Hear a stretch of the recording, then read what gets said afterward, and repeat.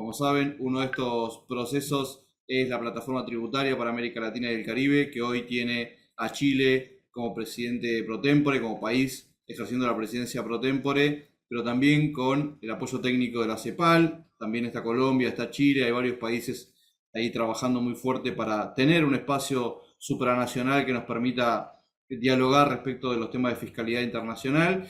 Y por supuesto, lo que va a empezar en algunos días nada más, que es la segunda ronda de negociaciones en las Naciones Unidas por un comité que atienda a estos temas fiscales en un espacio, a mi juicio, que será más democrático que lo que hoy es la OSD, en donde se dirimen otros intereses y otras cuestiones. Tenemos un panel de lujo, como siempre, con Luis Moreno, miembro de Latindad, con María Emilia Monberti, miembro del CSR y también de la Iniciativa de Principios y Directrices de Derechos Humanos en Política Fiscal, y Tobe María Riding, que es miembro de Eurodad. Vamos a comenzar con Tobe, en este caso, que nos va a contar, bueno, cómo se está dando esta ronda de negociaciones en Naciones Unidas, qué pasó en la primera ronda, qué esperamos para la segunda y todo lo que se pone en juego. Tobe, por cuestiones de horarios, no va a estar con nosotros conectada, pero sí nos ha dejado un video para que podamos, bueno, verlo y después podemos hacer algunas preguntas que quizás entre Luis, María Emilia y por supuesto conmigo también podamos responder a algunas de las consultas que vayan surgiendo. No sé, Omar, si podemos poner el video para comenzar.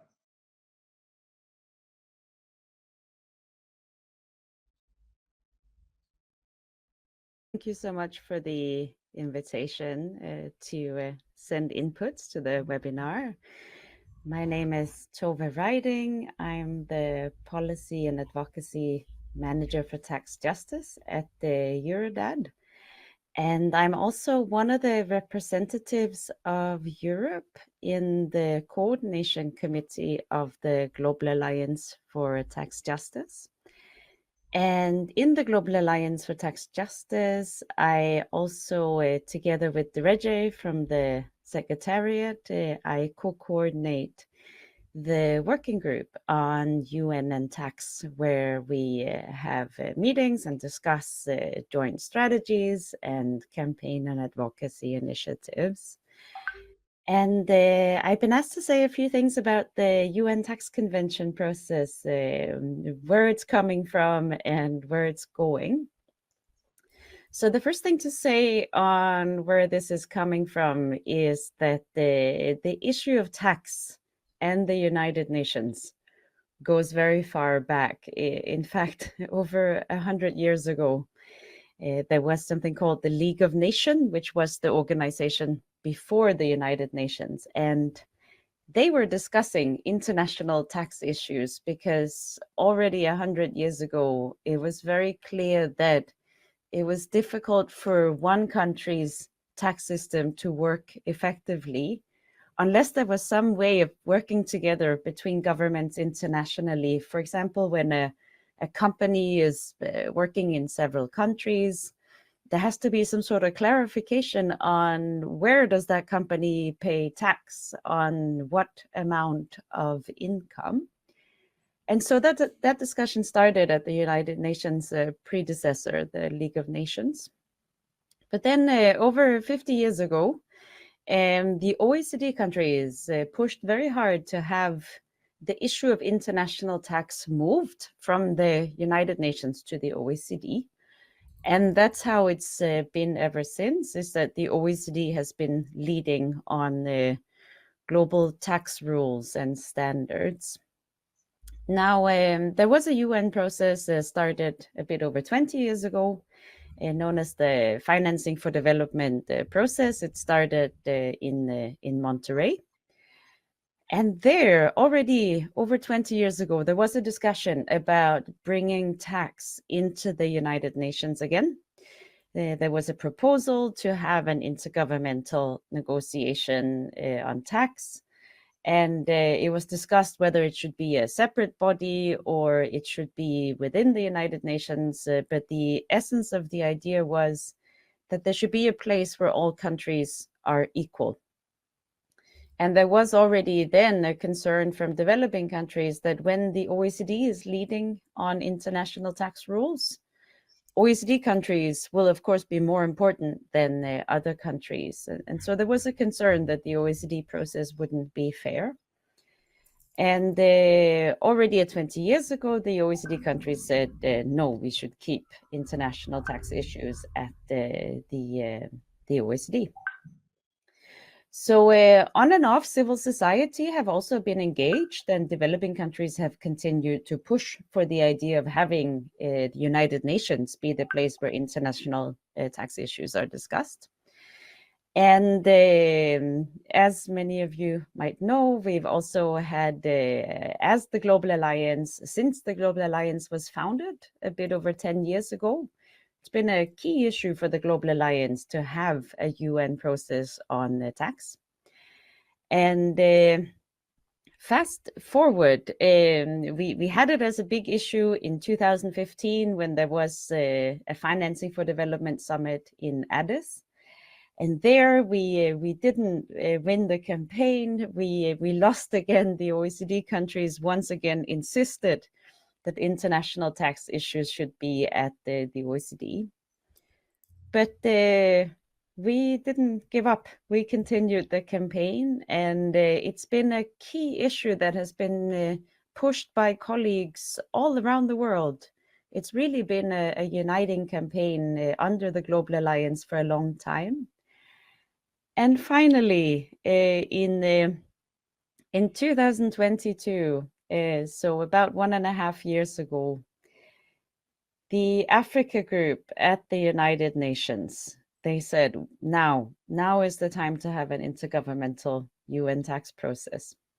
So they tabled a proposal at the UN General Assembly in what's known as the Second Committee. And the proposal said that there should be an intergovernmental UN tax process. And of course, again, we all worked together to push for this. And to our surprise, the proposal was adopted by consensus. Suddenly, all countries agreed that there should be an intergovernmental UN tax process. But it wasn't clear what this new UN negotiation should be about. It was clear it was about tax, but what should come out of this new process, that was not clear. And then last year, in 2023, in October, the Africa Group came back, and there had been a proposal from the Secretary General of the United Nations. There had been a report about what the options were for what the UN could work on. And of course, the issue of a UN tax convention was an option in the Secretary General's report. So the Africa Group came back to the General Assembly and they said, we want a UN convention on tax. And there was a lot of debate, and in the end, the Africa Group proposed that it should be a framework convention on tax. Now, framework conventions is a type of convention where first you have a convention that has the basic objectives and principles and commitments, but then you have a stepwise approach where you can have more agreements later on, and then those next agreements are called protocols. And one example of a framework convention that many people know is the United Nations Framework Convention on Climate Change. So the Climate Convention is a framework convention, and as you know, it has, for example, the Kyoto Protocol and also the Paris Agreement as additional agreements later on. So the proposal from the Africa Group was to have a framework convention on tax. And once again, they put it to the General Assembly, and there was a vote in November last year. And what we saw in that vote was not only that the Africa Group, of course, it was their proposal, they supported to have a UN convention on tax, but there was actually 125 countries in the United Nations that voted yes. And the United Nations has 193 member states. So it was a very, very clear and strong majority. And it showed also that the support was coming from the developing countries. Within the UN, there's something called the Group of 77, which brings together over 130 developing countries. And within the G77, there were a few countries that abstained, that didn't vote, but the vast majority voted in support of the Africa Group's proposal. What the vote also showed was that there were divisions in other groups. There were 48 countries that voted no. And of course, this was first and foremost the Global North OECD countries. But even within that group, there were also splits. For example, in Europe, we had Norway and Iceland abstaining. They didn't vote. The European Union all came out. Every EU member state voted no. But we also saw, for example, among the OECD countries in Latin America, it was interesting to see that Colombia and Chile voted yes. And we had an OECD country like Mexico abstaining. So also there, we had splits among the OECD countries in Latin America as well.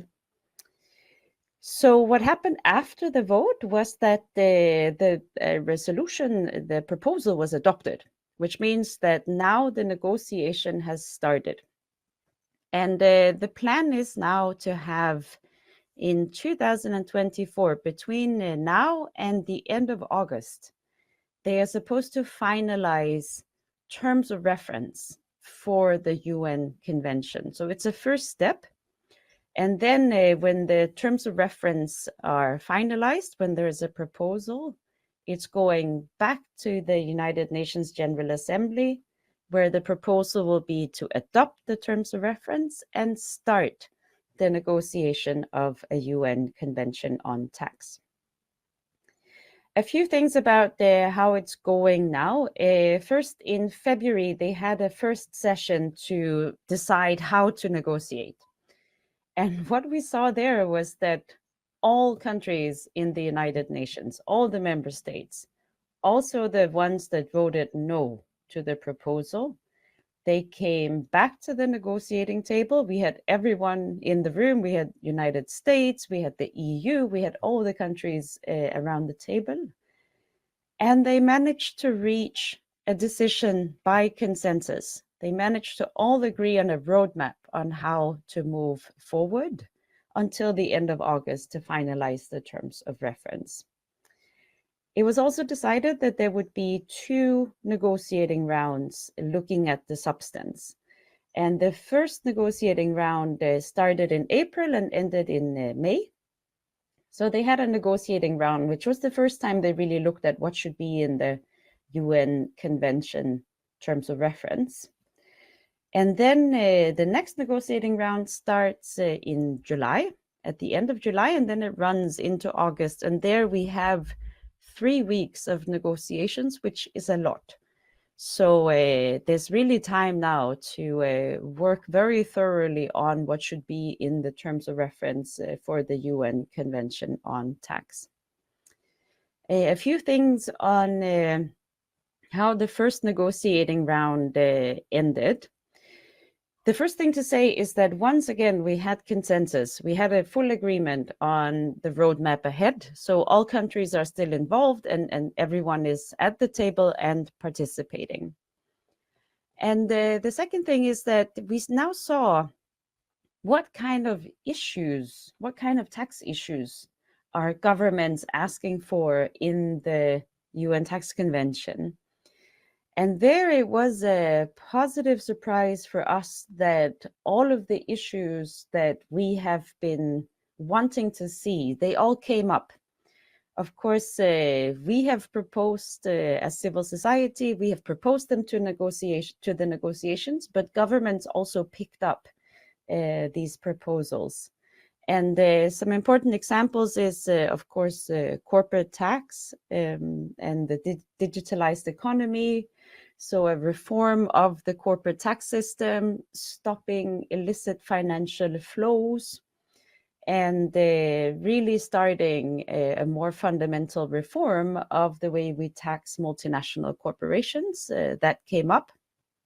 And developing countries were very clear on some important issues, including the way that the right to tax multinational corporations today, the way that is decided is in favor of the country where the headquarter is located of the corporation. And that's something the OECD has always been supporting.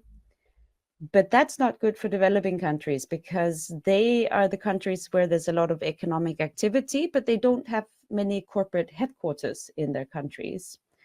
So developing countries were saying it's important to have a different way of splitting the right to tax multinational corporations and revising this. This was very important for us, so that was good. The next issue that came up very clearly was taxation of what's called high net worth individuals. Basically, issues of taxing wealthy people. That also came up very clearly, and on that we also saw some European countries like Germany and Spain support that the UN should look at ways to tax very wealthy people. But this is also an issue where we see a lot of Latin American countries come in and play a positive role and ask for the UN to look at this issue. And as part of that, of course, we're also going to have to look at the ways in which wealthy people can hide wealth. So this is about hidden bank accounts in foreign countries. This is about automatic exchange of information to make sure that tax administrations get the information that they need to expose when wealthy individuals are trying to hide their money.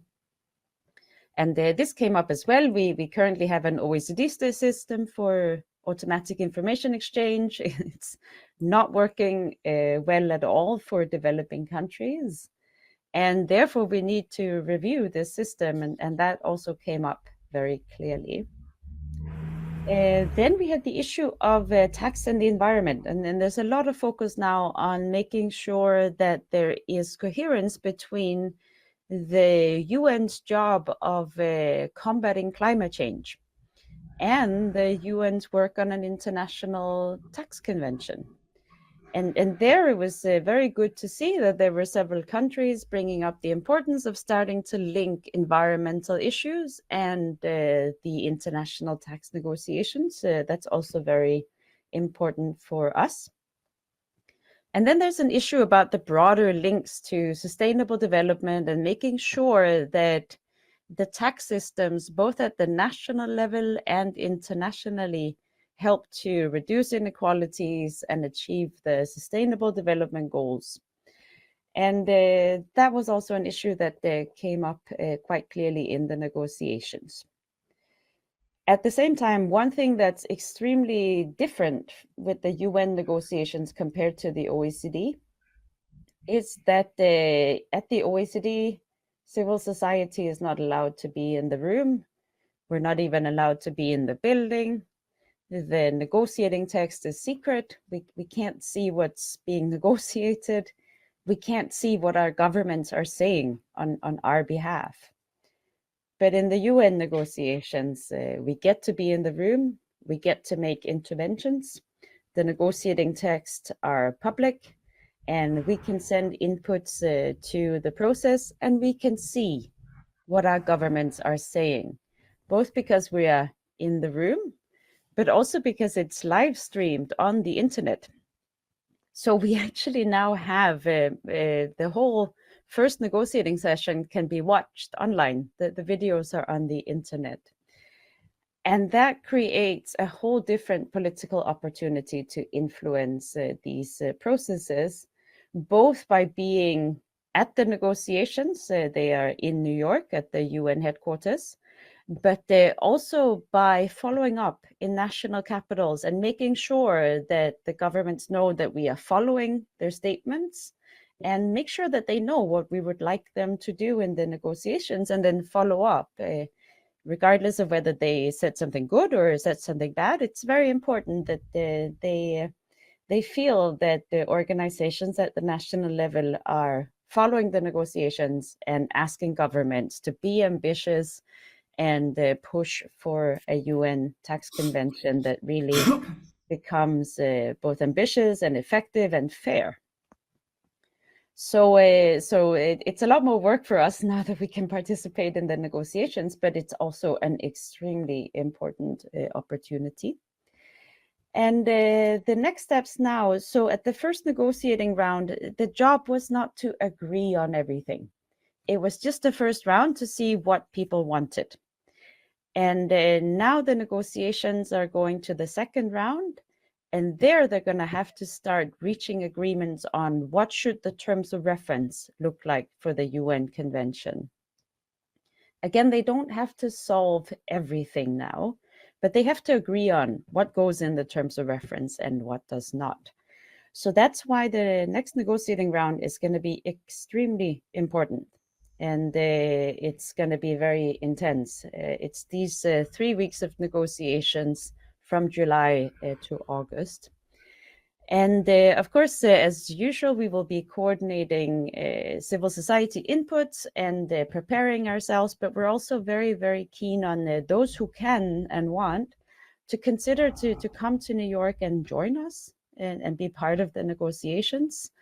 And at the same time, we're also very keen to support the work at the national level to make sure that everyone has what they need to engage in the negotiations. And we're really trying to help in every way we can.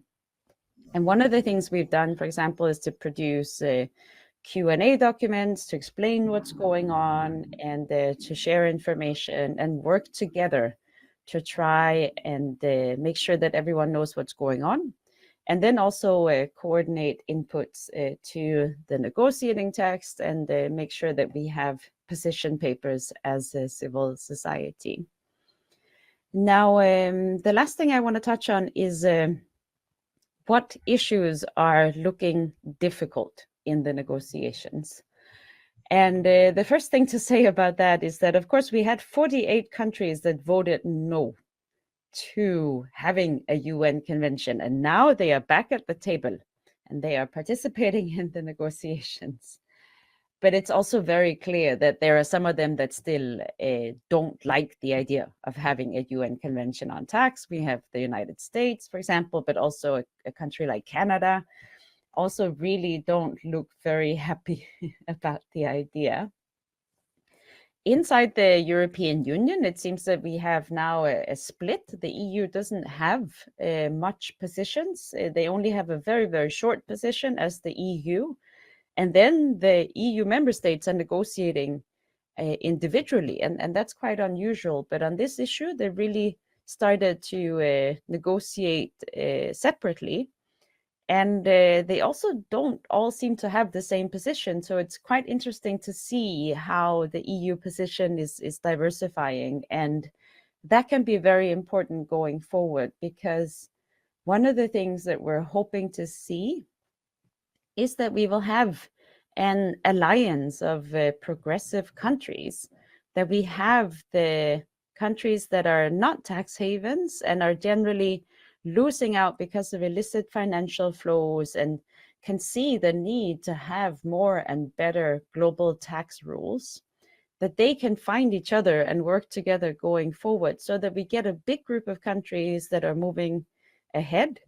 And then if a few countries like the United States and Canada and maybe some of the tax havens, if they want to not cooperate and not be part, that's not such a big problem, as long as we have a big group of countries moving forward. And there, of course, the Latin American region is also extremely important, and that's not my area of expertise, but I can say that we have seen in the negotiations that the Latin American governments are starting to be quite active. And we both have the Latin American countries that are either already OECD members or trying to become OECD members, like Peru. And it's clear that they have a bit one foot in each camp. Sometimes they support the OECD, sometimes they support having a UN convention and working with developing countries.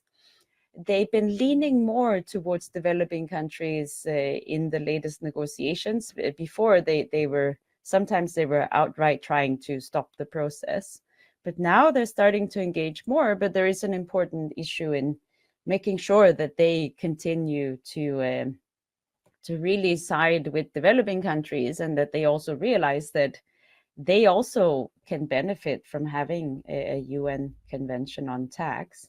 And then, of course, we have other countries, such as Cuba, that plays a very different role, and is generally more progressive and more aligned with the developing countries. And there's also a country like Brazil. It's very clear that Brazil has currently is leading the G20 and is very focused on the G20 process. But one thing we're hoping is also that Brazil starts engaging with the perspective of getting a tax system that also works for developing countries. Brazil has had this position in the past, so it's something we're hoping to see, that they really come in and play a constructive role instead of being very focused on G20 as they are at the moment. So these are some of the issues that we'll be keeping an eye on going forward. And we have these regular conference calls. We have about one call a month, and the civil society organizations are all very welcome to join. And that's where we work together on feeding in to the negotiations and discussing the different issues that come up. And what we expect is, so by the end of August, we will have a final result of the process. It might be that we have an outcome where we have a draft terms of reference that most countries have said okay to, but not all. It might also be that we have a clear split again, where a big group of OECD countries don't want to be part. We'll have to see how it goes. But one thing that's been extremely important in this process is really to have both the Africa group, but also the broader group of developing countries leading. They are really the reason why we have come as far as we have. And so it's very important to have countries in the Global South that continue to push forward, both in July and August in the negotiations, but then also in October and November, when we're going back to the UN General Assembly, and where we will need the mandate to start the real negotiations on the UN Tax Convention. So campaigning at the national level would be extremely important to make sure that the governments are really engaging constructively. And what they're talking about at the moment is to start the negotiations. So that would be in early 2025, start the negotiations of the UN Convention. And then at the moment, they're talking about trying to finalize the Framework Convention within 1 year to 1.5 years. So we're really talking about a fast-moving process, and so far we've been extremely positively surprised about how well it's gone. So we're extremely excited about this momentum and everything that's happening at the moment, and we're very keen to work with everybody to get a global civil society push to continue the progress that we've seen so far. Thank you again for the invitation, and I hope this was helpful. Muy bien, bueno, muchísimas gracias a Tobe por este video. Realmente creo que estamos en presencia de un cambio de paradigma. Después podemos analizar los aspectos que nos han llevado a este cambio de paradigma, pero que claramente tienen en el liderazgo del sur global una importancia destacada. Es un proceso de largo aliento, como bien dijo Tobe, pero que hayan votado 125 países de 193, bueno, nos da la pauta de que algo está realmente cambiando. sobre todo con la incorporación de temas como corporate tax, digital economy, flujos financieros ilícitos, el impuesto a los altos patrimonios. Eh, y también algo relevante, ¿no? Dijo que el intercambio automático de información no funciona como debería. Bueno, eso es algo también a tener en cuenta porque parece ser en muchos casos como una especie de caballito de batalla de muchos sectores, de que firmando solamente convenios de intercambio de información se resuelve el tema. Bueno, hay para conversar. Pero también dijo en una parte que Latinoamérica es importante en todo esto. Mencionó a los países que están en el frente y aquellos que se van sumando. Y quiero invitar ahora a Luis Moreno, que es miembro de Latindad. Él lleva los temas de fiscalidad internacional dentro de Latindad, para preguntarle, Lucho, ¿por qué es importante América Latina en este escenario? Y qué va a ocurrir con la PETELAC, con la plataforma tributaria, para que nos cuentes un poco de eso. Hola Adrián, ¿cómo estás? Buenos días, buenas tardes ya en algunos países. Muchas gracias por la invitación a participar de este importante conversatorio acerca de qué está pasando con la Fiscalía Internacional y muy en específico sobre el tema que nos congrega, que es el establecimiento de una convención tributaria en el marco de las Naciones Unidas, ¿no? Bueno, ya te había contado bastante, un poco de lo que iba a contar, entonces me facilita un poquito el trabajo tratar de marcar lo que ya había dicho, pero también tratar de hacer una presentación que analice de una u otra manera un recuento medio histórico, pero de sucesos recientes que vinieron sucediendo para que este proceso no, se dé, ¿no? En el contexto de trabajo de las Naciones Unidas. Y además también un poco el trabajo que hemos ido desarrollando como organizaciones de sociedad civil a lo largo digamos, de los años para impulsar también este debate y que se posicione dentro de la agenda de trabajo internacional, ¿no? Entonces, bueno, a ver, no sé si se ve mi pantalla. Ahí, no sé si la están viendo. Sí, se ve. Dale. Entonces, ese es un breve, digamos, síntesis de lo de lo que ha ocurrido con el proceso en los últimos años, que es lo que voy a compartir, ¿no? Digamos, desde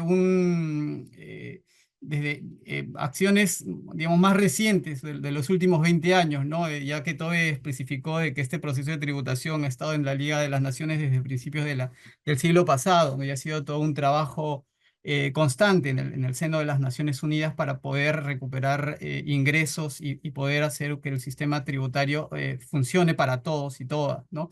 Entonces, digamos, voy a hacer un breve recuento de estos procesos. Son algunos de los procesos, hay muchos más que hay detrás, pero como que algunos que son como relativamente hitos que han marcado un poco el trabajo en este proceso. Uno de ellos justamente es el trabajo que se tuvo con la primera conferencia para financiamiento al desarrollo en Monterrey, ¿no? De donde se desprende un informe, que fue el informe Cedillo, que fue un informe relacionado a cómo se debería estructurar un poco un proceso internacional, a nivel internacional, ¿no? Sobre este tema. No me está pasando ahí. Entonces, bueno, como antecedentes, básicamente el panel, digamos, el Foro de Financiamiento al Desarrollo del 2002 insta a una instalación del Organismo Tributario Internacional, ¿no? Ya de hecho, el financiamiento al desarrollo en este proceso y en digamos, en este informe que se logra dar es que la movilización de recursos domésticos, los derechos humanos, la igualdad de género, la protección del medio ambiente eran cruciales para poder abordar y financiar lo que en esa época eran las metas de desarrollo del milenio, ¿no? Necesitábamos justamente esa movilización de recursos domésticos y justamente este panel en lo que hace es incorporarlo en la agenda internacional, ¿no? Tomando algunas constataciones que se veían, ¿no? Como que la evasión y la ilusión fiscal del pago de los impuestos en aquella época ya iba en aumento, mientras que los gobiernos, especialmente economías en transición, y en desarrollo tenían muchos problemas para el financiamiento de sus políticas públicas, ¿no? También se daba la constatación del inicio de la mundialización y el comercio electrónico, ¿no? Que habían suscitado una infinidad de complicaciones ya desde esa época en las relaciones de la recaudación equitativa de los impuestos. Además que de la mundialización surgen dudas o disputas en los concernientes a la recaudación de impuestos. Y se ponía como énfasis justamente el tema de la llamada competencia al acero o al cero, ¿no?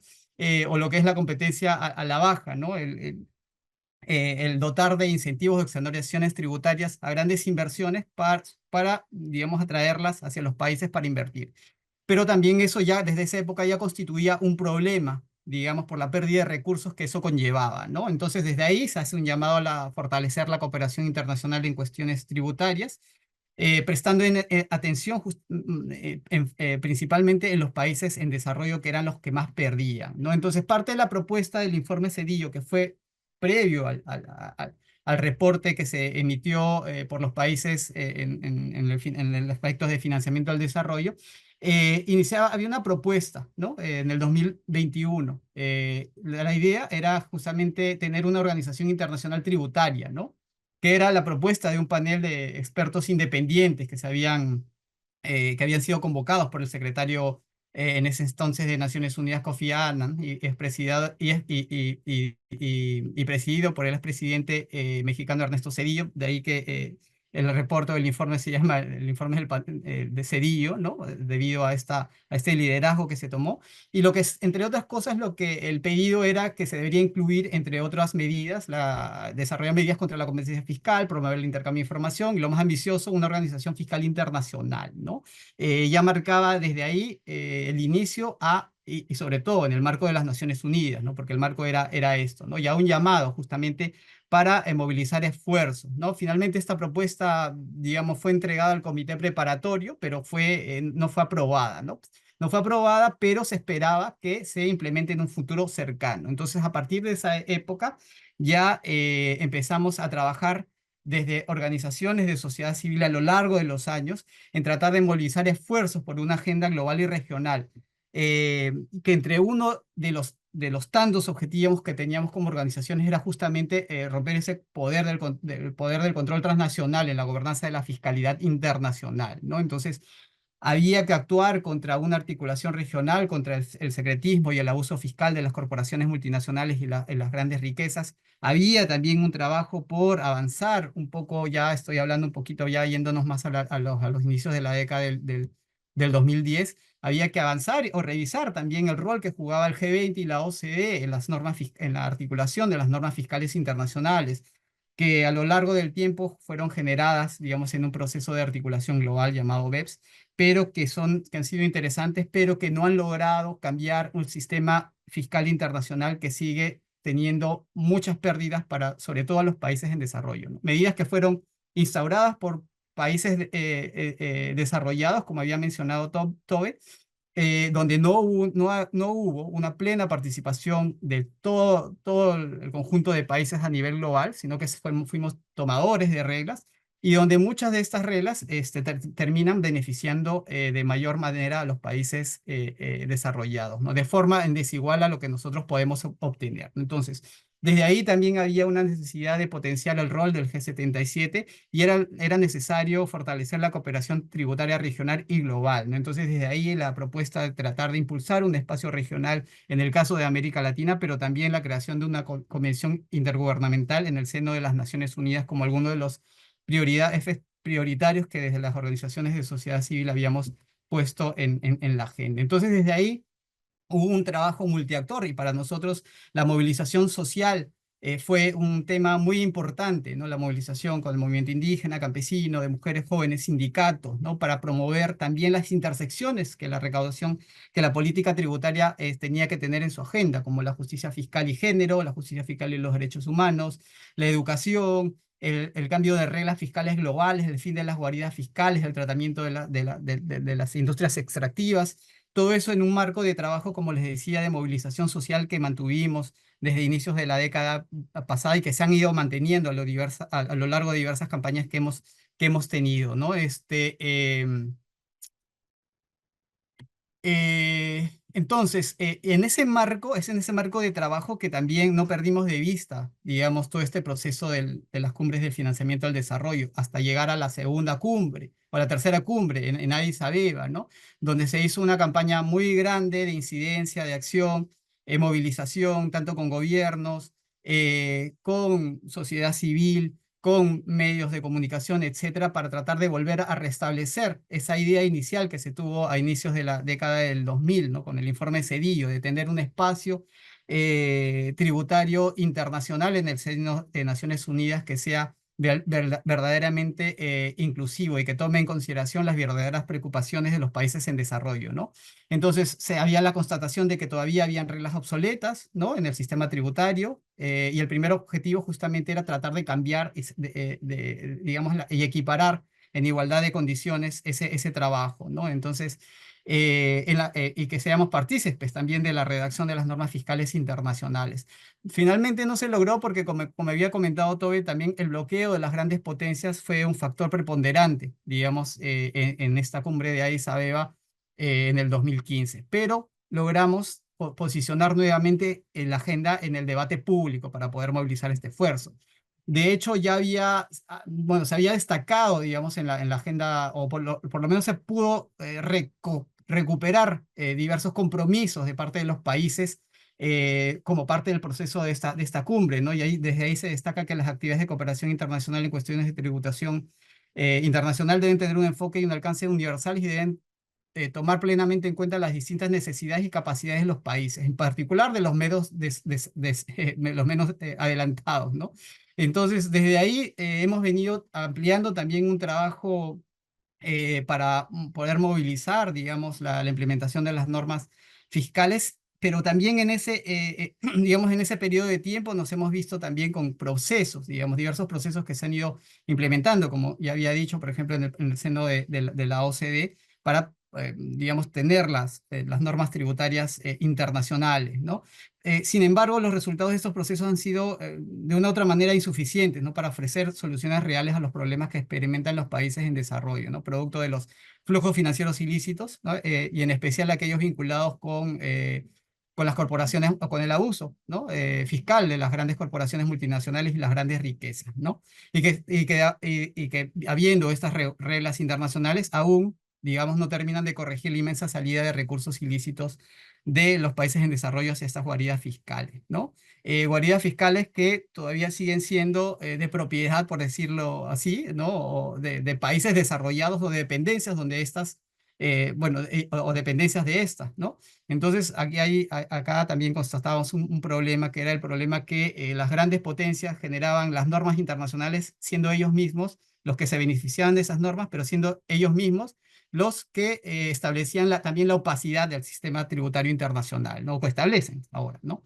Entonces, desde ahí también en el 2017 tuvimos un trabajo importante para tratar de resurgir o que se ponga en la agenda el debate público internacional sobre esta temática. Y desde América Latina, Ecuador reflota justamente al ser presidente, al tomar la presidencia del G77, reinicia esta iniciativa de crear un órgano fiscal en Naciones Unidas, ¿no? Entonces, desde ahí también se empieza a impulsar este debate y poner nuevamente en agenda esta discusión.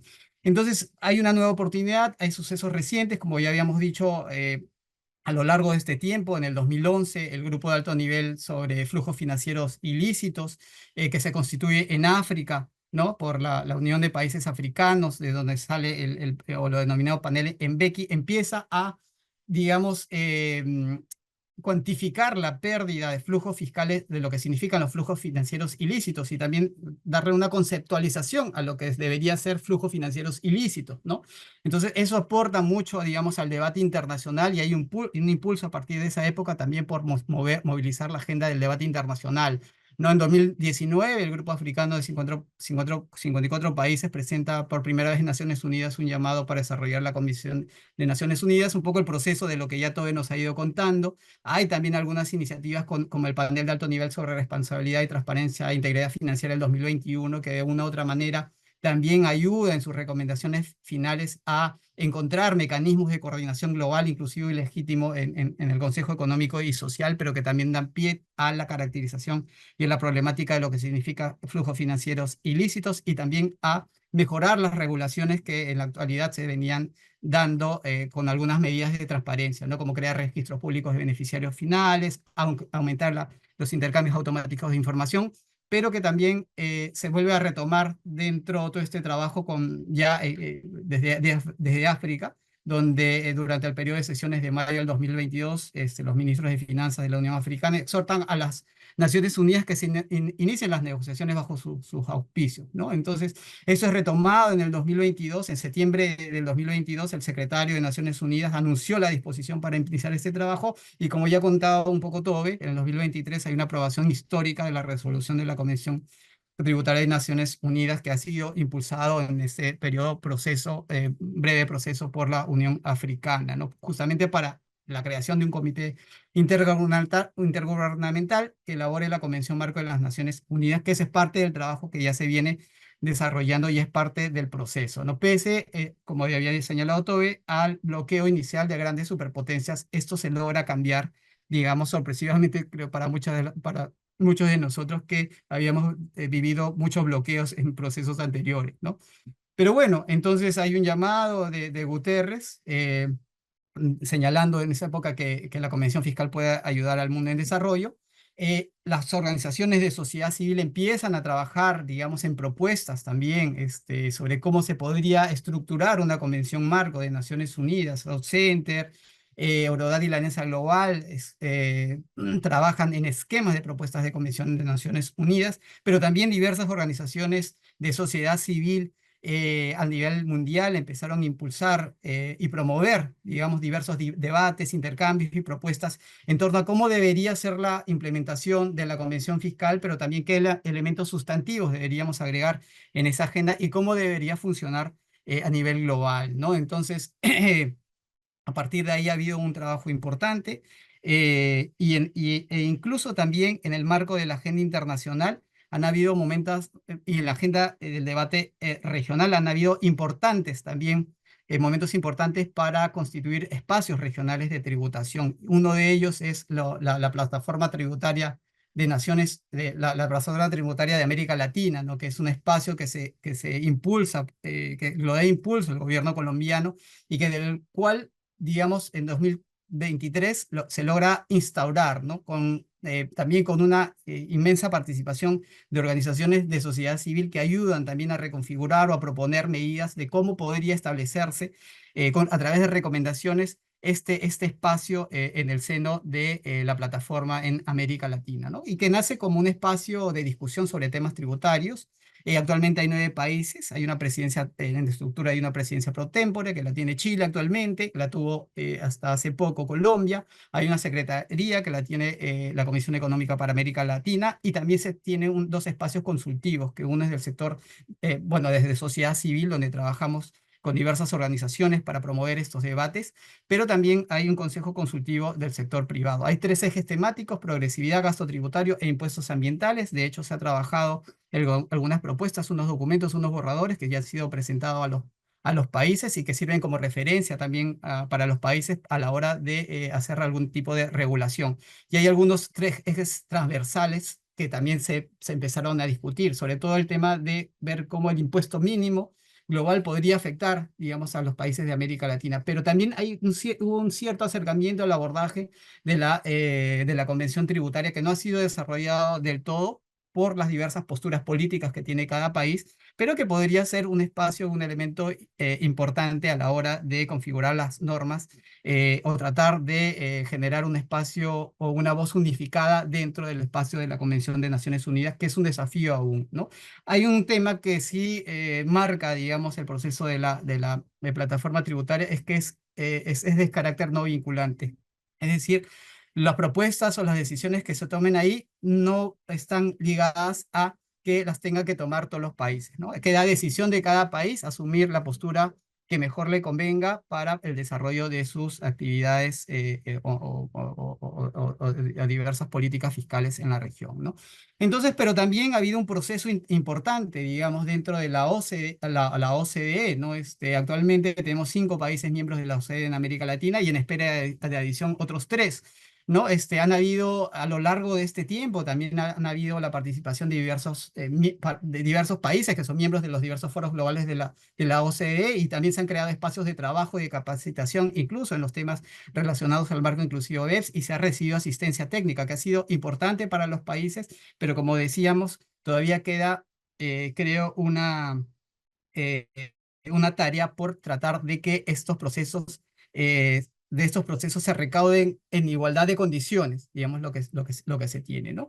De hecho, también ha habido un proceso importante, el proceso regional de la creación de esta declaración de Punta del Este, ¿no? Donde había un compromiso para avanzar en la implementación del intercambio de información fiscal para abordar la evasión fiscal, la corrupción y otros delitos financieros, ¿no? Que actualmente está conformado por 14 países y que también tiene resultados interesantes, ¿no? El último informe dice que son alrededor de 270.000 millones de dólares que se han recaudado en los países de América Latina por las medidas implementadas de los intercambios de información. El tema es que todavía hay mucho que avanzar y mucho que trabajar directamente en la región, ¿no? Porque son muy pocos países, incluso de ese monto tan grande, los países que pueden participar y recuperar esos recursos. Estaría básicamente 3 países, digamos, que son los más grandes, los que recaudan estos recursos. Hay otro grupo de países que están más o menos avanzando en la tarea, se ha avanzado un poco en el proceso, pero hay otro tanto de países que todavía no logra participar plenamente de estos procesos.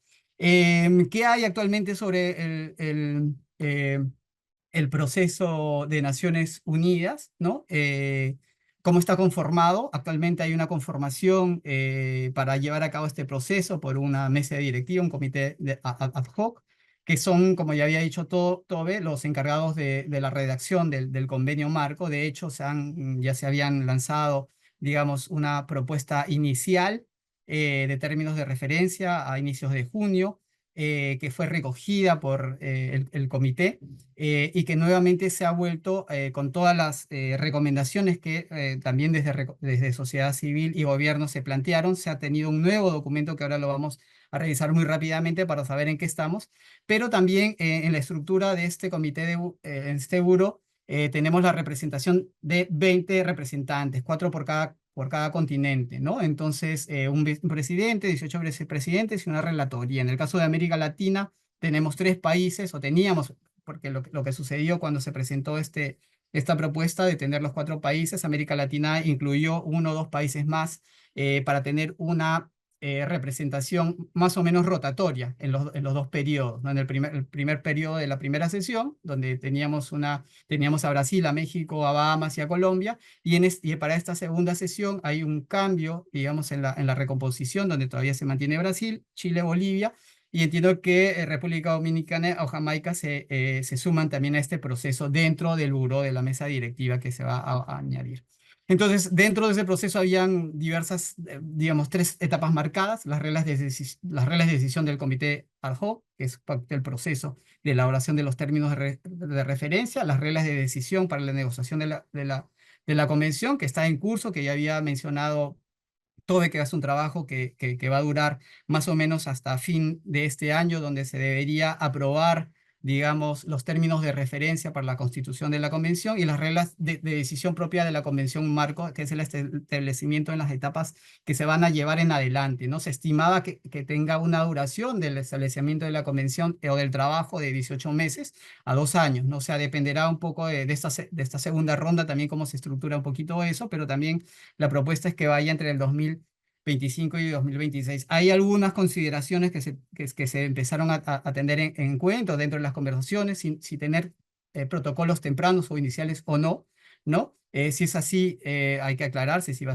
bueno, debería estar antes del término de la convención, por lo menos un protocolo inicial, que es parte también de la discusión, y es que es también parte de la propuesta de borrador que se ha presentado por la mesa directiva, ¿no? Entonces va a ser parte de la discusión.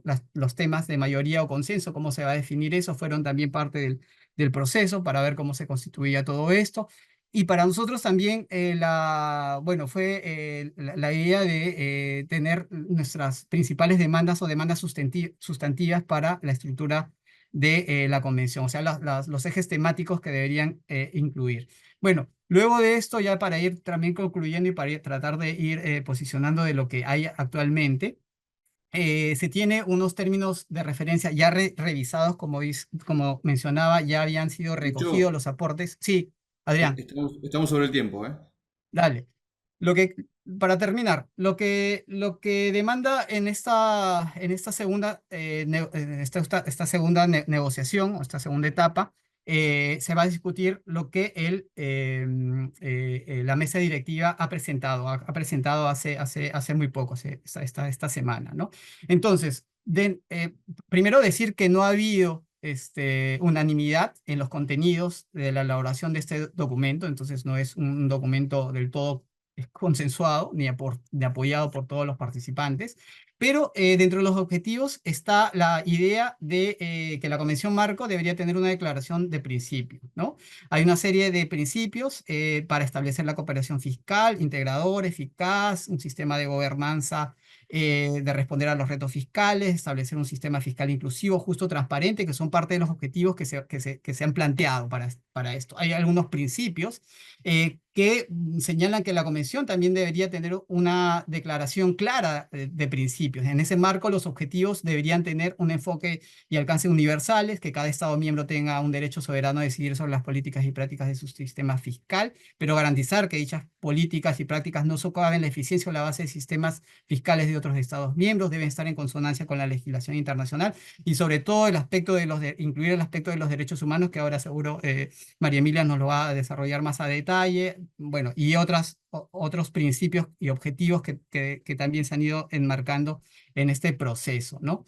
Hay elementos sustantivos que se han agregado, ¿no? La asignación de los derechos impositivos, la imposición equitativa de las empresas multinacionales, la imposición efectiva de personas y algunos otros elementos más. Se ha resaltado el fortalecimiento de las capacidades, ¿no?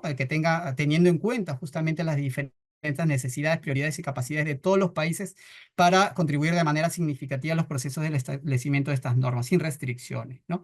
Hay algunos elementos estructurales que se han dado, elementos sustantivos, definiciones, relaciones con nuestros acuerdos, instrumentos, legislación nacional, revisión, verificación, intercambio de información. Hay un tema de revisión de todo esto, pero hay áreas prioritarias que se deberían incluir en los protocolos y sobre todo en el protocolo inicial o temprano, ¿no? Que se ha incluido la fiscalidad de la economía digital, la fiscalidad de las rentas debido a los servicios, transfronterizos, flujos financieros ilícitos, prevención, resolución, etcétera. Pero quedan fuera algunas cuestiones como medidas ambientales, de género, intercambio de información, asistencia mutua, prácticas fiscales nocivas que podrían ser abordados en un siguiente protocolo. Pero todo esto es parte de la propuesta. No va a ser necesario también impulsar este debate y revisarlo durante las negociaciones. Finalmente, lo que necesitamos desde nuestro lado es que se implementen reformas urgentes para poner fin a las desigualdades en las normas fiscales globales.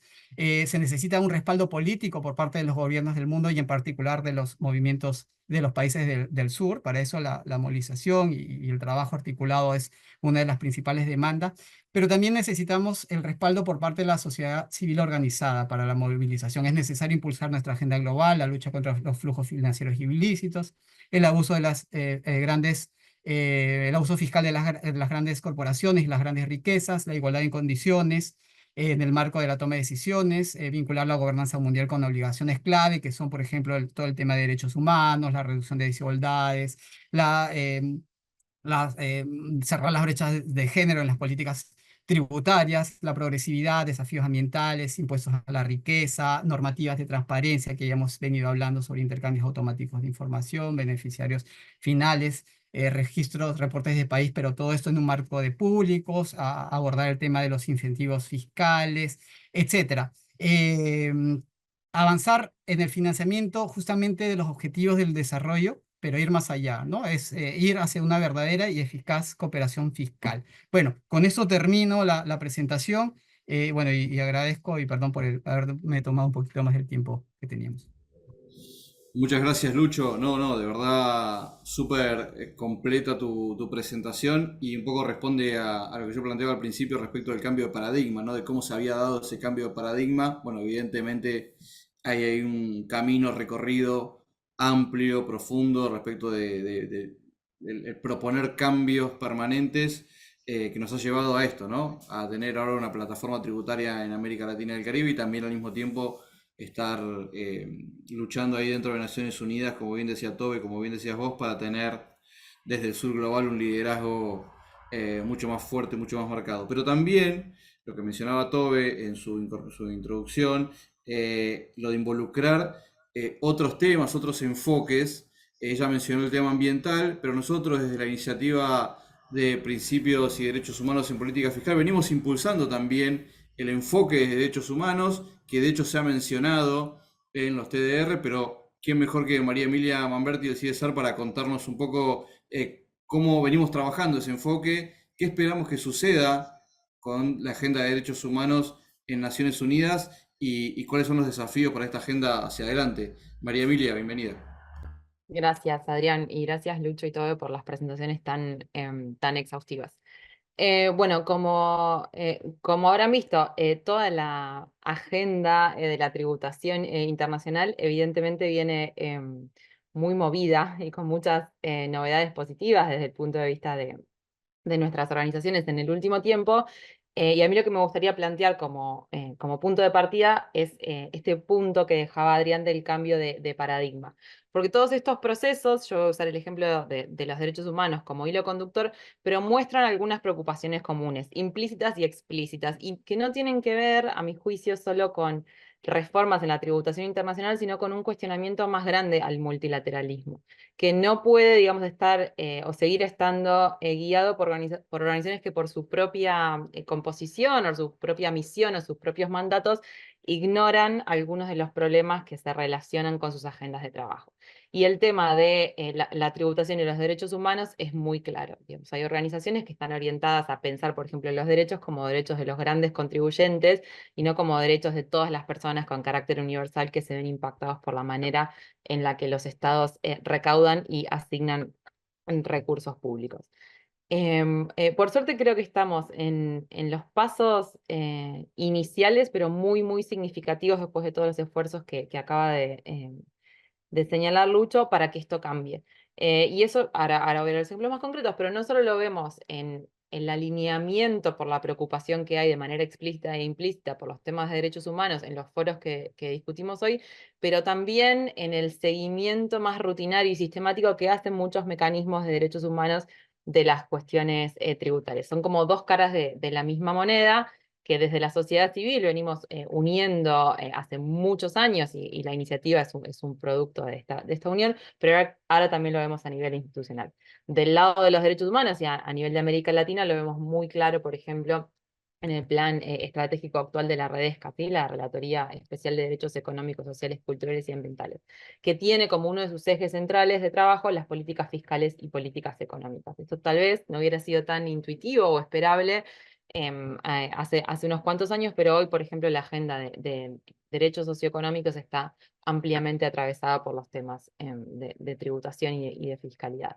También lo vimos, por ejemplo, con las declaraciones públicas que han hecho muchos mandatos especiales de Naciones Unidas y también la Redesca de cara a las reuniones preparatorias que hubo en Colombia el año pasado, antes del lanzamiento de la PETELAC, o dándole la bienvenida a los avances para mover las discusiones de tributación internacional de la OSD a las Naciones Unidas. Entonces los mecanismos de derechos humanos también se están involucrando en esto y están dando cuenta de la existencia y la abundancia de estándares que hoy existen, a pesar de que en muchos casos algunas instituciones vinculadas con las finanzas públicas los ignoren. De hecho, el resumen de la abundancia de estos estándares sobre derechos humanos y política fiscal está condensado en los principios de derechos humanos en la política fiscal que lanzamos desde la iniciativa, que muestran cómo este es un trabajo que lleva muchos años y que finalmente se está evidenciando de manera muy palpable en cómo las discusiones sobre tributación interpretan sus mandatos. Yo voy a enfocarme en algunos ejemplos de esto para la PETELAC y para el proceso de la Convención de Naciones Unidas, porque fue lo que estuvimos conversando más y lo que convoca este webinario, pero en alguna medida quisiera dejar referenciado que la agenda que hoy está empujando Brasil de tributación internacional en el G20 para lograr un enfoque coordinado para una tributación mínima de los 1.000 millonarios también evidencia otro ejemplo de este cambio de paradigma y conecta de manera muy, muy directa con los principios de derechos humanos. En el caso de la PETELAC, algo que logramos el año pasado y después de un trabajo creo muy bien coordinado desde la sociedad civil, fue que en la cumbre de lanzamiento de la plataforma, los ministerios de Hacienda participantes identificaran la realización de los derechos humanos como finalmente uno de los objetivos finales de la tributación y la política fiscal. Esto a muchas de las personas que estamos acá tal vez les parezca intuitivo, pero realmente es un cambio muy importante lograr que en las discusiones técnicas de finanzas se hable en lenguaje de derechos y se imagine a la realización de los derechos humanos como una de las finalidades de la política fiscal. Así que la teoría económica normalmente no incluye entre los objetivos, si se quiere, más tradicionales de la política fiscal. Y esto en esta cumbre de Cartagena se dijo así explícitamente, y si se revisa el primer documento que publicó el Ministerio de Hacienda de Colombia, que en ese momento ejercía la presidencia pro tempore inicial de la plataforma, se ve que eso fue uno de los consensos, y cuando escuchábamos quienes participamos ahí las reacciones iniciales de los ministerios de finanzas, había una referencia habitual y común y repetida y un consenso de que para la región era importante empezar a conectar los derechos humanos con la tributación. Eso en términos como explícitos.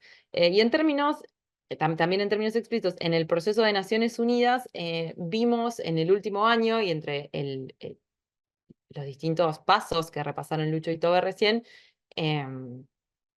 un avance, yo creo, espectacular de la fuerza de la agenda.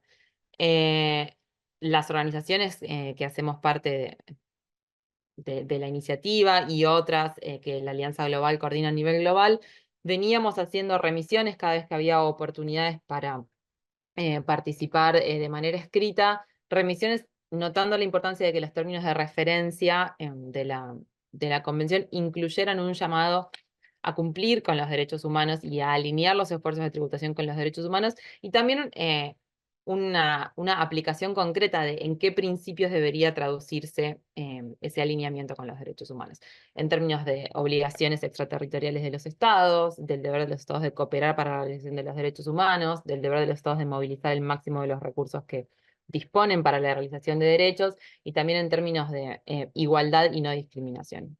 También, naturalmente, voy a volver sobre esto, en términos de algunas de las garantías procedimentales del marco de derechos humanos, como las de participación y transparencia.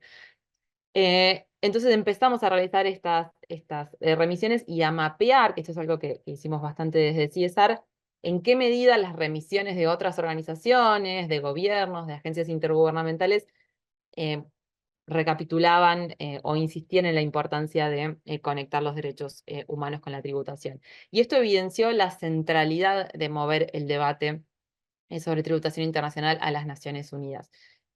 Porque uno de los pilares de la creación de esa organización es justamente la promoción y protección de los derechos humanos. Entonces es natural que en el seno de una organización que fue creada, entre otras cosas, para cumplir este mandato, se tengan que conectar las dos, si se quiere, caras de la moneda de las que veníamos hablando.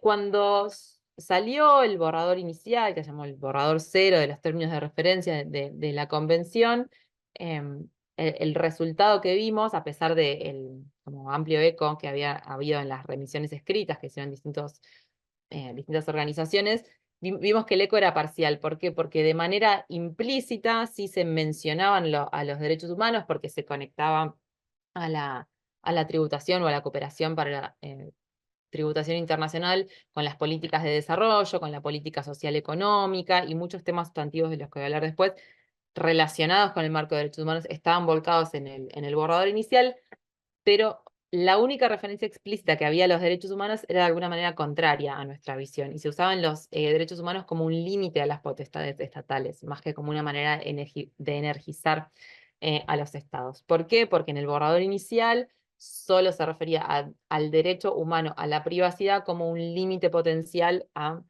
la transparencia fiscal, y esto podría, digamos, naturalmente afectar la cooperación tributaria. Entonces se volvía a utilizar, a pesar de estos avances introducir de manera implícita los derechos humanos en el borrador de los términos de referencia, se volvían a usar los derechos humanos como derechos de los grandes contribuyentes, en vez de como derechos de toda la población.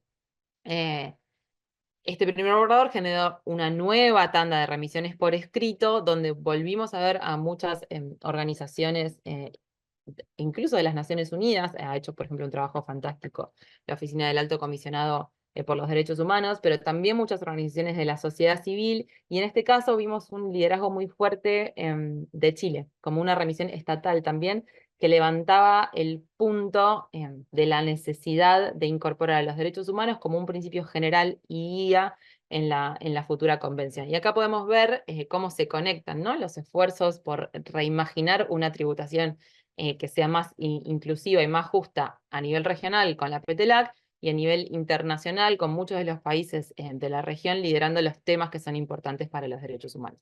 En este caso, con la mención explícita a los derechos como un principio guía o en la parte preambular de la convención liderada por Chile. Y todas esas remisiones generaron un impacto muy, muy significativo porque la versión actualizada de esos términos de referencia que mostró Lucho, si bien no tiene cambios demasiado significativos en otros temas, sí tiene cambios muy significativos en el tema de derechos humanos. Concretamente porque elimina la referencia a la privacidad como el derecho humano de los contribuyentes que podría limitar la transparencia estatal, y porque en cambio incorpora como un principio general la garantía de los derechos humanos, ¿sí? El respeto, la protección y la realización efectiva de los derechos humanos en todos los países y para todas las personas, dice el texto actual, como uno de los objetivos o los principios que tiene que perseguirse con la Convención. Esto que tal vez pueda parecer como minimalista o principista, yo creo que es uno de los grandes hitos en la lucha por la justicia fiscal y la conexión con los derechos humanos. No tiene precedente que un texto de esta naturaleza, en el marco de discusiones de esta naturaleza, haga una apuesta tan fuerte por incorporar los derechos humanos como un principio interpretativo, guía y un objetivo que finalmente permee en todo el texto de una convención de esta naturaleza. Así que ahí hay una tarea, creo, para las organizaciones de hacer nuestros mayores esfuerzos por mantener ese principio y ese texto como está ahí, porque como bien decía Lucho, aunque no es el tema en el que a mí me toca entrar, es muy evidente a partir de experiencias de negociaciones previas, pero también de las remisiones de los estados, que todavía hay mucho para discutir en términos de cuestiones como procedimentales y de acuerdos, ¿no? Como el alcance de los términos, el carácter vinculante o no de los términos de referencia, los pasos a seguir en cuanto a los tiempos en los que se negocia la convención, la existencia o no de protocolos, y a grandes rasgos el carácter más robusto o más raquítico y más procedimental de esos términos de referencia. Vemos, por ejemplo, que hay alguna alineación de muchos de los países del norte en tratar de apostar por unos términos de referencia menos ambiciosos, entonces hay una tarea inicial que es mantener esa referencia explícita a los derechos humanos en el texto como está. Pero después también vemos algunas incorporaciones que son novedosas y que implícitamente están totalmente alineadas con el marco de derechos humanos. Y elijo solo dos ejemplos que los vemos en PETELAC y en los términos de referencia de Naciones Unidas para abonar esta idea de que no son procesos aislados o ganancias aisladas, sino procesos concurrentes que en el marco de un cuestionamiento muy grande al multilateralismo en general están reimaginando cuáles deberían ser los objetivos o las prioridades de la tributación internacional. Y los dos temas en los que hay una coincidencia son los de la conexión entre política tributaria y la agenda climática, y el tema de la progresividad fiscal, la igualdad y la posibilidad de hacer contribuir de manera internacional a las personas de muy alto patrimonio o los súper o ultra ricos. En la PETELAC, como decía Lucho, uno de los tres grupos de trabajo, de hecho concretamente, es el de clima y tributos. Y ahí se están discutiendo millones de propuestas e ideas, y lo mismo vemos reflejado como una nueva prioridad que hasta ahora no existía en las discusiones de la OECD en los términos de referencia de la Convención ONU, el tema del clima. Podemos después discutir si esto está puesto como un protocolo no prioritario, si debería subir, pero lo cierto es que el tema está muy fuerte y lo vimos muy repetido en las remisiones que mapeamos que se estuvieron haciendo a lo largo de este proceso.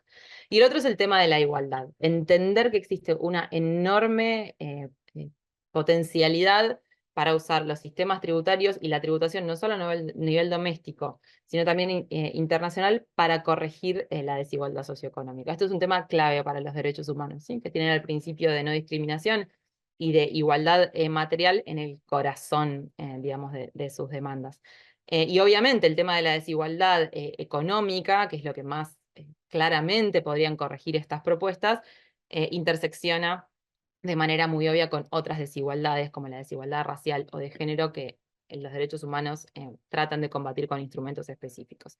Entonces, en la PETELAC existe un grupo específico de progresividad que ha estado analizando experiencias compartidas y diagnósticos comunes en la región, donde el tema, si algo es más importante que en otras regiones, dada la desigualdad de la riqueza dramática que existe en América Latina y en el Caribe.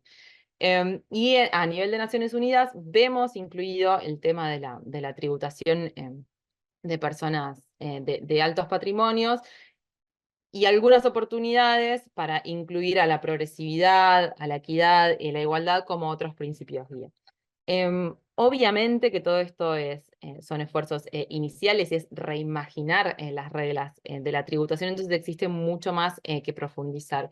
Pero el hecho de que estos dos espacios reconozcan la garantía de los derechos humanos en condiciones de igualdad como una de sus misiones o objetivos finales, y además incorporen demandas que no solo el movimiento de derechos humanos, sino otros aliados como el movimiento feminista han empujado a incorporar a estas discusiones durante muchos años, yo creo que es un éxito.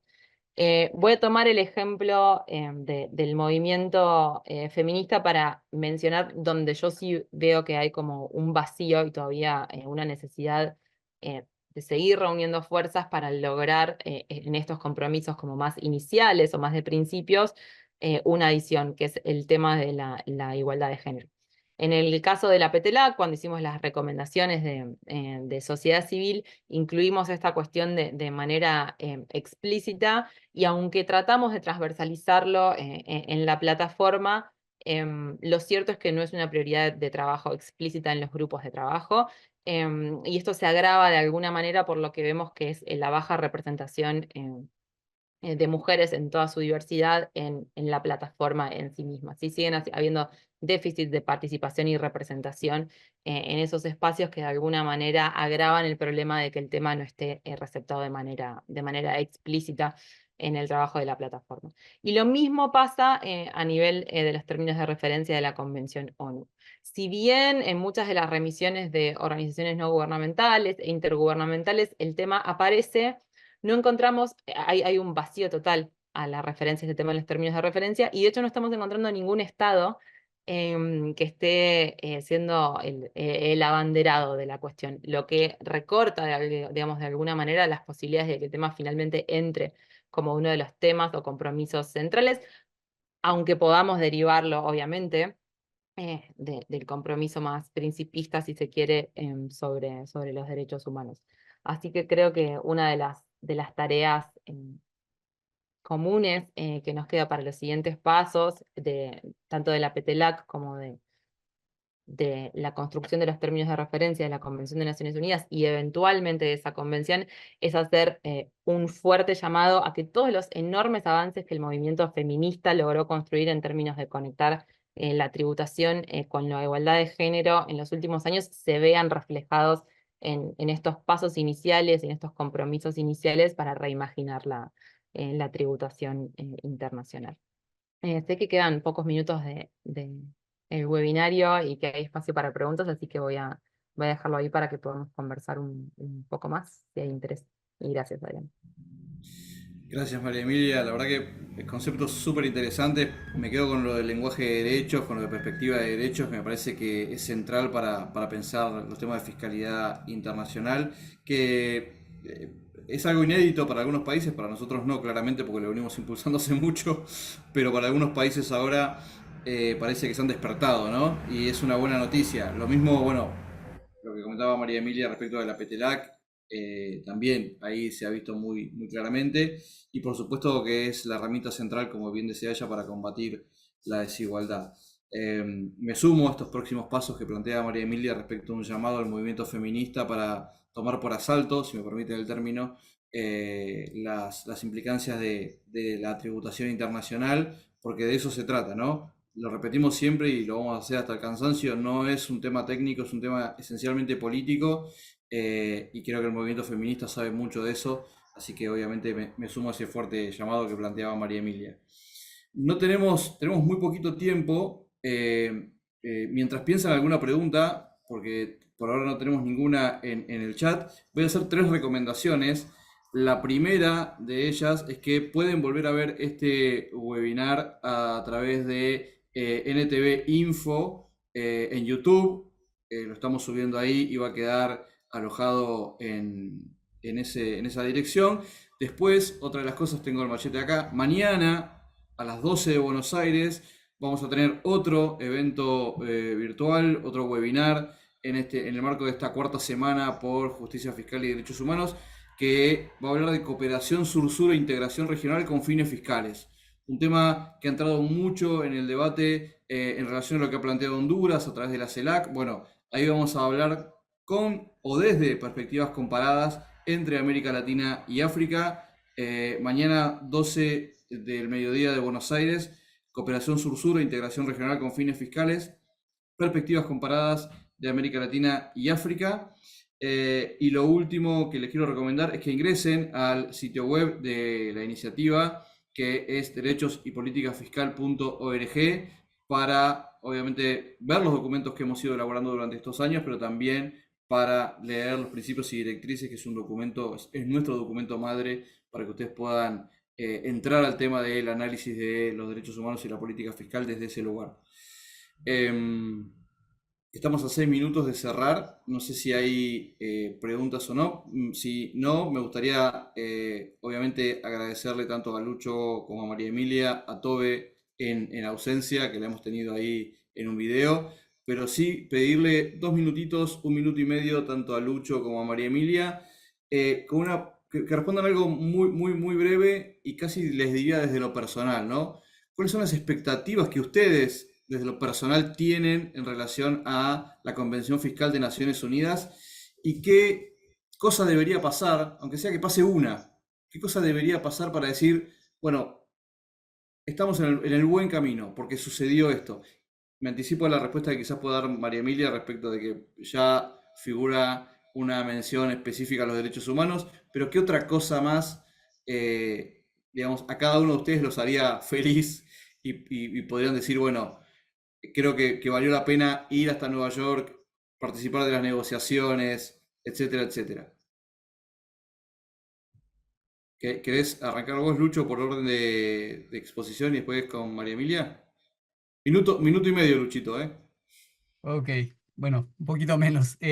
Bueno, como yo creo, como ya se había señalado acá, esta ronda de negociaciones es extremadamente importante, ¿no? Para poder posicionar todo el trabajo que habíamos tenido desde hace muchos años. Em, eh, Creo que al tener ya la posibilidad de tener esta convención es un logro importante. Ahora hay que incluir ahí los temas sustanciales que desde el movimiento fiscal hemos venido impulsando durante todo este tiempo, la agenda temática de incorporar, digamos, los temas relevantes, sobre todo la necesidad de tener un espacio de cooperación fiscal en igualdad de condiciones, ¿no? Que fue una de las demandas importantes, de hecho se está logrando. El proceso no está terminado, todavía hay mucho que discutir, ¿no? Si bien vamos a tener unos términos de referencia, tenemos todavía un proceso de 2 años, entonces va a ser esto una lucha continua. Lo que esperaría es que no tengamos un bloqueo por países de las grandes potencias, digamos, para quitar, digamos, los elementos sustanciales que hemos venido presentando durante todo este tiempo, ¿no? Entonces, eso podría ser, digamos, un paso importante, digamos, para por fin tener justamente este trabajo en igualdad de condiciones y donde realmente los sistemas tributarios puedan ayudar a nuestros países a recuperar inmensa cantidad de recursos que lo estamos perdiendo ahora producto de la evasión, la elusión fiscal, el abuso fiscal, los flujos financieros ilícitos, ¿no? Que tanto desangran a nuestros países para el financiamiento de las políticas públicas para el logro de los derechos que ya había comentado, de los derechos humanos que ya había comentado en María Emilia, pero también para lograr sistemas de protección social universales, de financiamiento de desarrollo social y económico productivo, ¿no? Y lograr que todas estas demandas se logren incorporar dentro de este proceso de Naciones Unidas. Eso muy, muy en síntesis. Muchísimas gracias, Lucho. María Emilia. Gracias. Bueno, a ver si encuentro un balance entre ambición y no sugerir algo que cuando volvamos a Nueva York nos traiga con decepciones. Pero yo creo que hay una tarea importante de no permitir que algunas cuestiones que se repiten en la negociación de algunas convenciones y que son más de naturaleza procedimental, em, arruinen las ganancias en la incorporación de temas sustantivos. Digamos, puede haber unos buenos términos de referencia, pero si las representaciones de algunos de los países del norte logran como bloquear los consensos, alterar las reglas de toma de decisiones, limitar la participación, extender mucho los plazos de negociación, cambiar el lenguaje para que sea demasiado matizado y muy voluntario. Yo creo que perdemos una oportunidad de cerrar, aunque sea en lo mínimo de los contenidos que está hecho. Como me gustaría no caer en una especie de trampa procedimental donde todos estos temas, que como son menos sexy, tal vez no los seguimos tanto desde la sociedad civil, porque estamos empujando nuestras agendas sustantivas, terminen, digamos, generándonos una trampa de esa naturaleza. Y ahí incluyo como algunos argumentos típicos de no duplicación con el trabajo de la OCDE y demás. Con lo cual yo me iría muy feliz si en primer lugar los estados del sur y las organizaciones logramos sortear esa trampa de licuar o bajarle el precio a los términos de referencia como un documento, diciendo que bueno, es solo una guía y después veremos qué hacemos. Y lo segundo, y que creo que es importante por esta idea de no solo cambiar textos, ¿no? Sino también cambiar cabezas y corazones, que es lograr sostener la participación de la sociedad civil en la medida que se pueda seguir las reuniones, hacer los insumos, compartir inteligencia, información, construir nuestras capacidades mutuamente, encontrar nuestros puntos de encuentro en nuestras distintas agendas, porque necesitamos digamos, fortalecer esos espacios porque hay una enorme cantidad de personas a las que queremos hacerles cambiar las cabezas y los corazones para que estos esfuerzos sean sostenibles en el largo plazo. Así que diría esas cosas, no caer en la trampa procedimental y asegurar una buena y coordinada participación.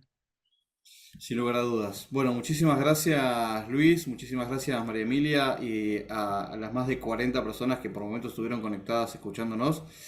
Como les dije, pueden ver nuevamente el webinar desde la página de NTV Info. Repito la invitación para mañana a 12 del mediodía para hablar de cooperación sur-sur con las perspectivas comparadas de África y de América Latina. Muchísimas gracias a todos y a todas por ser parte de este webinar. Gracias.